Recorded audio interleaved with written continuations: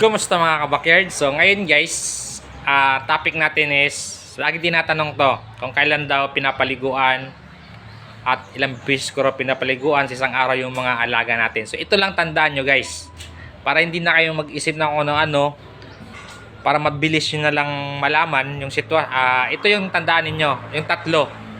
Ang pagpaligo ay depende sa panahon, sitwasyon, at kondisyon. Yan lang yung tandaan niyo guys. Halimbawa ito, si F1. So ngayon is 6 in the morning pa lang na umaga. Yan, nakikita nyo may araw na, pero yung paligid natin is medyo malamig pa. Malamig. So ang ginagawa natin, naglilinis lang tayo, winawalisan na yung dumi, pero hindi muna tayo nagpapaligo dahil malamig pa yung paligid, malamig pa yung sitwasyon. So wag muna tayo magpaligo.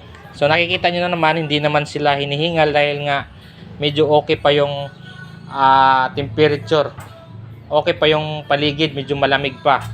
Pero mamaya, mga kadalasan nasa mga 10 o'clock, pag tuloy-tuloy yung init, medyo hindi na yan sila mapakali.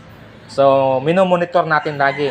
Pag mga ganon, mainit na, tapos healthy naman yung alaga natin, anytime, kahit malinis man yan o madumi, pwede tayo magpaligo.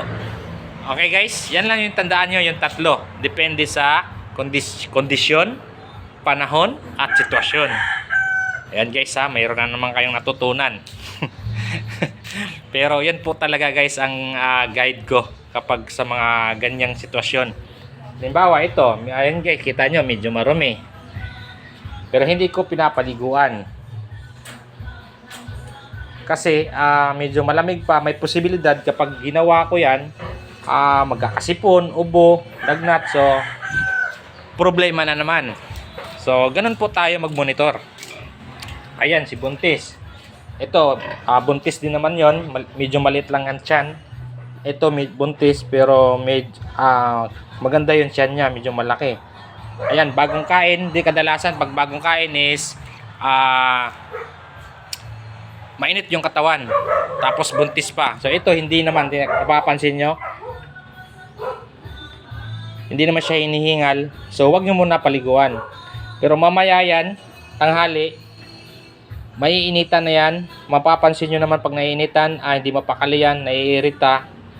So anytime, malinis man o marumi, pwede tayo magpaligo. So halimbawa, sa mga fattening or sa mga, kahit sa fattening guys, kahit anong ori ng level ng ating mga alaga. So tandaan nyo lang yung tatlo. Depende sa kondisyon, panahon, at sitwasyon po talaga. Halimbawa, okay naman, mainit. Mainit, pero hindi na mahinihingal, kondisyon, tapos nag-vaccine kayo. So yun guys, hindi tayo pwede magpaligo. Halimbawa, injectable yung pamurga mo, hindi po muna tayo magpaligo nun. Pwedeng halimbawa, nagpurga kayo ng umaga, so pagkahapon, tsaka na kayo magpaligo. Huwag muna magpaligo kaagad. Pero kung sachet, okay lang naman. Tapos nasa kondisyon yung inahin, kung sachet ang gamit mo,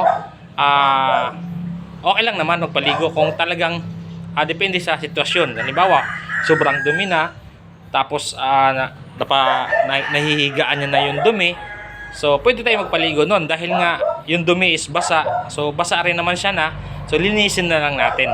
So ganun po yun guys. Ito lang tandaan nyo, sa pagpaligo, depende sa panahon, kondisyon, at kondisyon, at sitwasyon. So yun lang guys, maraming salamat. Sana may nakuha kayong idea from JPROX Hog Procedure. Happy farming and God bless.